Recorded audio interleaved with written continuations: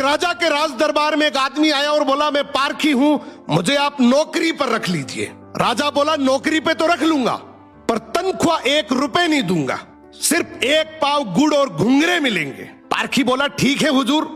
कुछ ही दिन बाद राजा एक घोड़ा खरीद कर लाए। उन्होंने पारखी से पूछा, बताओ इस घोड़े के बारे में क्या कहते हो। पारखी बोला, हुजूर ये घोड़ा है ही नहीं, ये तो गाय है। राजा चौंक गए। उन्होंने घोड़े बेचने वाले को बुलाया। उसने कहा, साहब बात तो सही है तो घोड़ा ही, लेकिन बचपन में ही इसकी मां मर गई थी, इसे गाय का दूध पिलाया गया था, इसलिए इसकी आदतें गाय जैसी है। राजा ने हैरानी से पारखी से पूछा, तुम्हें यह सब कैसे पता चला। पारखी बोला, हुजूर जब ये चल रहा था तो नीचे मुंह झुकाकर घास खा रहा था, घोड़ा हमेशा ऊपर गर्दन उठाकर खाता है, मैंने इसकी आदतों से पहचाना। राजा खुश होकर बोले, आज से तुम्हें आधा किलो गुड़ और आधा किलो घुंघरे मिलेंगे। कुछ दिन बाद राजा ने फिर पूछा, मेरी रानी कैसी है, बहुत प्रिय है मुझे। पारखी बोला, हुजूर आपकी रानी खानदानी नहीं है। राजा को विश्वास नहीं हुआ।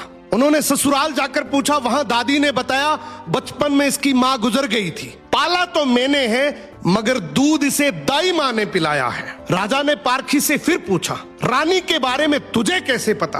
पारखी बोला, हुजूर इसके स्वभाव से खानदानी रानी में शालीनता होती है, मगर ये नौकरों पे चिल्लाती है, गाली देती है, इसकी आदतों से पहचान गया कि ये खानदानी नहीं है। अब राजा बोले, चलो मेरे बारे में बताओ।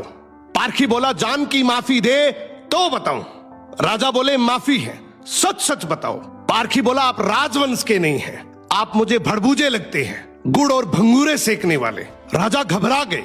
जाकर अपनी माँ से पूछा, माँ सच बताओ वरना मैं मर जाऊंगा। माँ रोते हुए बोली, बेटा बात तो सच है, जिस दिन तू पैदा हुआ था उसी दिन महल के पास एक भड़बूजे का भी बेटा पैदा हुआ था, तू मर गया था और मैंने राजवंश बचाने के लिए उसके बेटे को लिया, वो तू है। राजा ये सुनकर दुखी भी हुए और खुश भी हुए। इंसान की पहचान उसके चेहरे, कपड़े या खानदान से नहीं होती, उसके चरित्र से होती है। किसी को भी केवल उसकी शकल, सूरत, पद या घर देखकर मत परखो, उसकी आदतें, उसका व्यवहार ही उसका असली परिचय है।